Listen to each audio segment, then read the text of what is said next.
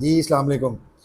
Student मेरे से आज एक क्वेश्चन हुआ और वो क्वेश्चन ये था कि यूनिवर्सिटी के करिकुलम के अंदर प्रोग्रामिंग के 3 डिफरेंट कोर्सेज क्यों पढ़ाए जाते हैं, जिनका नाम प्रोग्रामिंग फंडामेंटल्स, फिर ऑब्जेक्ट ओरिएंटेड प्रोग्रामिंग और उसके बाद डेटा स्ट्रक्चर्स एंड एल्गोरिदम्स। सो एक ही करिकुलम में 3 डिफरेंट कोर्सेज क्यों? अब इस बात का जवाब देने के लिए let's try to understand with the help of an example.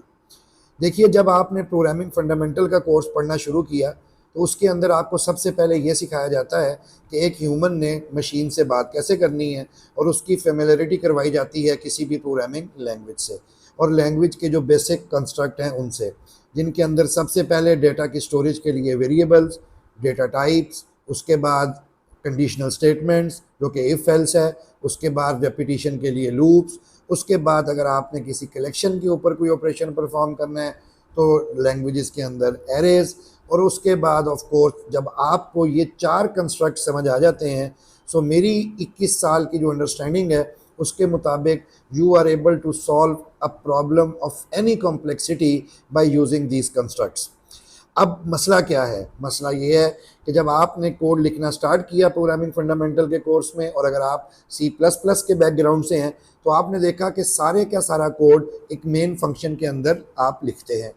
अब अगर आपको अपने कोड के अंदर कोई भी चीज़ चेंज करनी है तो आप जब भी कोई नई चीज़ ऐड करेंगे उसका इम्पैक्ट आपके पूरे प्रोग्राम के अंदर होगा। सो इसका मतलब है सॉफ्टवेयर के अंदर जो चीज़ कंटिन्यूस होती है वो है उनकी एक्सटेंशन, और जब भी एक्सटेंशन होगी और अगर आपने कोड को कोई प्रॉपर स्ट्रक्चर नहीं दिया तो उसका नुकसान ये है कि छोटी सी चेंज का इम्पैक्ट पूरे प्रोग्राम पर होगा।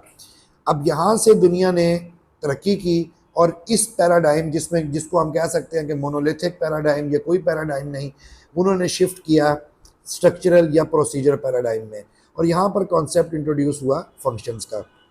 और फिर पीएफ के अंदर आपने फंक्शन सीखे और आपको ये बताया गया कि जब भी आपने किसी प्रॉब्लम को सॉल्व करना है तो पहले उसकी कॉम्प्लेक्सिटी को रिड्यूस करने के लिए आप उस प्रॉब्लम को छोटे छोटे कंपोनेंट्स में डिवाइड करें और फिर उन कंपोनेंट्स को सॉल्व करने के लिए एक या एक से ज़्यादा फंक्शंस लिख दें। जैसा कि अगर हम कैलकुलेटर की मिसाल लें तो कैलकुलेटर में एडिशन, सब्ट्रैक्शन, मल्टीप्लिकेशन और डिवीजन अगर हमने करनी है तो बजाय इसके कि हम सारा कोड मेन में लिख दें, उससे बेहतर है कि हम उसका फंक्शन बना लें और हर फंक्शन को हम बाद में किसी और एप्लीकेशन में रीयूज़ भी कर लेंगे। अब यहाँ तक तो पीएफ के कोर्स में आपने चीज़ें सीख ली। अब इशू कहाँ पे आया? इशू ये आया जो कि मैं अक्सर अपनी क्लासेस के अंदर पढ़ाते हुए भी जब ऑब्जेक्ट ओरिएंटेड का कोर्स पढ़ाता हूँ तो मैं बच्चों से सवाल करता हूँ कि बच्चों आप किस दुनिया में रहते हैं? तो वो कहते हैं हम इसी दुनिया में रहते हैं। अब जब वो इसी दुनिया में रहते हैं और इसी दुनिया के प्रॉब्लम्स को उन्होंने प्रोग्रामिंग लैंग्वेज के अंदर सॉल्व करना है, तो कितना ही अच्छा हो जाए अगर आपके पास कोई ऐसा वे हो जो लैंग्वेज आपको प्रोवाइड करे, और वो क्या वे हो कि आप दुनिया की एंटिटीज़ को उठा के किसी भी तरीके से डिजिटल वर्ल्ड यानी प्रोग्रामिंग के वर्ल्ड पे मैप कर लें। अब इसका क्या मतलब है? इसका सिंपल मतलब ये है कि हम इस वर्ल्ड में रहते हैं, इस वर्ल्ड में हमारी इंटरेक्शन जिन एंटिटीज़ से होती हैं उनको हम कहते हैं ऑब्जेक्ट्स। सो ऑब्जेक्ट्स की बेसिक डेफिनेशन क्या है? एनीथिंग विच इज़ टेंजेबल और जिसको टच किया जा सकता है, और उसके टच की बेस के ऊपर आप उसके एट्रीब्यूट्स और बिहेवियर को आइडेंटिफाई कर सकते हैं, वो आपके पास एक ऑब्जेक्ट है। सो प्रोसीजरल पैराडाइम से ऑब्जेक्ट ओरिएंटेड पैराडाइम में शिफ्ट करने की जहां मल्टीपल और रीजंस थी, लेकिन सिंपल टर्म में रीज़न ये थी कि किसी तरीके से डिजिटल एंटिटी को प्रोग्रामिंग के किसी कंस्ट्रक्ट पर मैप कर दिया जाए। So for example if you want to make a system for a zoo, तो जू के अंदर आपके पास एनिमल होंगे। अब एनिमल को रिप्रेजेंट करने के लिए प्रोसीजरल वे में आपके पास कोई वे नहीं था, लेकिन ऑब्जेक्ट ओरिएंटेड कहती है कि आप एनिमल की एक क्लास बना लें। क्लास एक आपके पास मॉडल है या कॉन्सेप्ट है जो रिप्रेजेंट कर रहा होगा उसके ऑब्जेक्ट के एट्रीब्यूट्स को और बिहेवियर्स को। सो आप एनिमल की क्लास बनाएं और कल को अगर आपने लाइन या आपने मोंकी जिस एनिमल को रिप्रेजेंट करना है आप उस क्लास से उसका ऑब्जेक्ट बनाएं, तो ये object is the realisation of that concept जो आपने प्रोग्रामिंग में ऊप के अंदर क्लास से रिप्रेजेंट किया। तो इसका मतलब है पीएफ यानी प्रोग्रामिंग फंडामेंटल्स ने आपको सिखाया basic problem solving. Object oriented ने क्या सिखाया कि भाई डिजिटल वर्ल्ड के अंदर जब आपने प्रोजेक्ट्स बनाने हैं, उन प्रोजेक्ट्स को इंसानों ने यूज़ करना है, उन सॉफ्टवेयर्स के अंदर ऑब्जेक्ट्स ने एग्जिस्ट करना है, तो क्यों ना हम उन ऑब्जेक्ट्स को प्रोग्रामिंग पे किसी तरीके से मैप कर लें। तो वहाँ पर हमारे पास ऑब्जेक्ट ओरिएंटेशन का कॉन्सेप्ट आया, और ऑफ कोर्स फिर इसके अंदर इनहेरिटेंस, पॉलीमॉर्फिज्म, एब्स्ट्रैक्शन, इनकैप्सुलेशन, ये और चीज़ें हैं जिन पर मैं अगले किसी लेक्चर में आपके साथ बात करूँगा। अब यहाँ पे भी आपको समझ आ गई कि दुनिया की चीज़ों को प्रोग्रामिंग में लाने के लिए ऑब्जेक्ट ओरिएंटेड पैराडाइम ने अपना वजूद किया और हम उसको आज भी इस्तेमाल कर रहे हैं। अब तीसरी चीज़ है डेटा स्ट्रक्चर्स एंड एल्गोरिदम। अब स्टूडेंट, पीएफ में आपने डेटा को स्टोर करने के लिए सिर्फ दो कॉन्सेप्ट पढ़े, या वेरिएबल या एरे। अब जैसे जैसे आपके पास प्रॉब्लम्स का साइज बढ़ रहा है, लाजमी बात है जब आपने किसी प्रॉब्लम को सॉल्व करना है, उस प्रॉब्लम के अंदर जो भी डेटा है उस डेटा ने आपकी रैम में स्टोर होना है। सो डेटा स्ट्रक्चर का जो लफ्जी मतलब है वो ये है कि कैसे ऑर्गेनाइज्ड फॉर्म में आप डेटा को कंप्यूटर की रैम में स्टोर करें ताकि उसके ऊपर जो भी ऑपरेशंस परफॉर्म किए जाने हैं उनको एफिशिएंटली परफॉर्म किया जा सके। नॉर्मली डेटा के ऊपर, यानी जो आप कंटेनर बनाएंगे, जिस कंटेनर में आपने डेटा को स्टोर करना है, तो इसका मतलब है उसको हम कह सकते हैं कि वो डेटा स्ट्रक्चर है। यहाँ पर लगे हाथों एक बात और समझ लीजिए, जब आपने पीएफ में प्रोग्रामिंग की तो आपको बेसिक डाटा टाइप्स, जिनको हम प्रिमिटिव डेटा टाइप्स या बिल्ट इन डेटा टाइप्स कहते हैं, वो आपको मिली, जो कि क्या थी?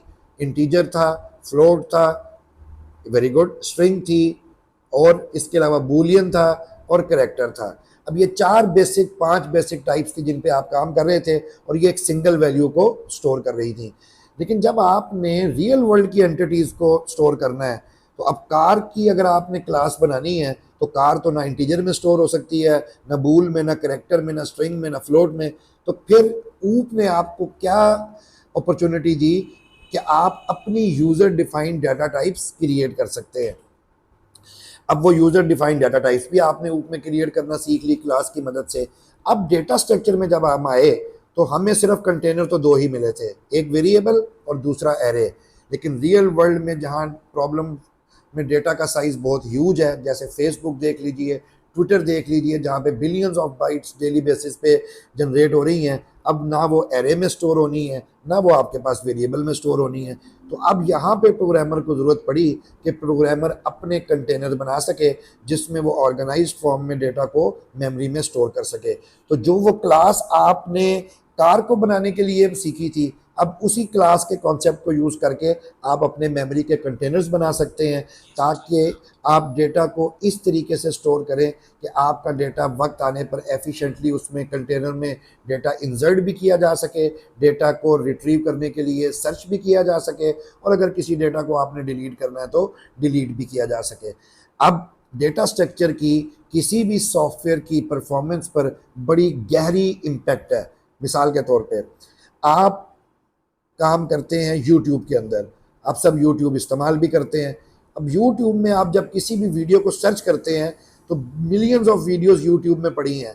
अगर वो वीडियोस आपके पास एक कंटेनर एरे में स्टोर हुई हो और आपने उनको सर्च करना हो, तो आप अगर लीनियर सर्च, जो कि सिंपल लूप लगा के आइट्रेटिवली वन बाय वन सर्च करेगी, सो फॉर एग्जांपल 1 मिलियन वीडियोस हैं और लूप की एक आइट्रेशन 1 सेकंड लेती है, और आपने उस एरे में से किसी वीडियो को सर्च करना है, तो यकीन कीजिए आपको 1 मिलियन सेकंड लगेंगे। अब आप कहेंगे जी इस तरह तो अगर सर्चिंग हो तो फिर तो इस सॉफ्टवेयर को लोग इस्तेमाल नहीं करेंगे। आप बिल्कुल ठीक कह रहे हैं। तो फिर लोग क्या करेंगे? लोग या तो अपना कंटेनर चेंज करेंगे, यानी कि शाबाश, अपना डेटा स्ट्रक्चर चेंज करेंगे, या अपना एल्गोरिदम चेंज करेंगे। एल्गोरिदम पे हम बात बाद में करेंगे। सो डेटा स्ट्रक्चर में link list, stack, Q, tree, graph, dictionary, ये डिफरेंट डेटा स्ट्रक्चर्स हैं जो कि डिफरेंट नेचर ऑफ प्रॉब्लम्स को अंदर अगर आप डेटा को इन कंटेनर्स में स्टोर कर लें तो आपके सॉफ्टवेयर की एफिशिएंसी पे बड़ा गहरा इम्पैक्ट पड़ेगा। सो इंशाल्लाह ताला आने वाली एपिसोड में हम इन पे ऊपर वन बाय वन दोबारा डिस्कशन करेंगे। आई होप कि आप में से मेजॉरिटी को ये बात समझ आ गई है, जिसको मैं आखिरी 10 सेकंड से 20 सेकंड में फिर रिकैप कर रहा हूँ कि पीएफ इसलिए पढ़ाई गई ताकि आपकी प्रॉब्लम सॉल्विंग स्किल्स बेहतर हो। उसके लिए आपको बेसिक कंस्ट्रक्ट सिखाए गए और फिर आप दुनिया के किसी भी एल्गोरिदम को उन 4-5 कंस्ट्रक्ट की बेस पे सॉल्व कर सकते हैं। लेकिन अगर उन कंस्ट्रक्ट्स कि बेस पर आपने प्रॉब्लम को सॉल्व किया है, तो हो सकता है वो सोल्यूशन एफिशिएंट ना हो, उसके लिए फिर आपको डेटा स्ट्रक्चर की ज़रूरत है। और तीसरी चीज़ जो दरमियान में थी ऑब्जेक्ट ओरिएंटेड प्रोग्रामिंग की, वो क्या थी कि रियल वर्ल्ड की एंटिटीज़ को प्रोग्रामिंग वर्ल्ड पर मैप करके ऑब्जेक्ट ओरिएंटेशन के फीचर्स को इस्तेमाल करके हम कैसे अपने सॉफ्टवेयर के अंदर एडिड कॉम्प्लेक्सिटी से बच सकते हैं, जो हमें अगर हमें कार की टाइप ना मिलती तो हमें खुद पीएफ में करनी पड़ती। आई होप इस वीडियो से आपके बहुत से कॉन्सेप्ट क्लियर होंगे। Still if you have any questions, feel free to ask your question in the comments and I will be more than happy to answer your queries. Thank you very much. Take care. Allah Hafiz.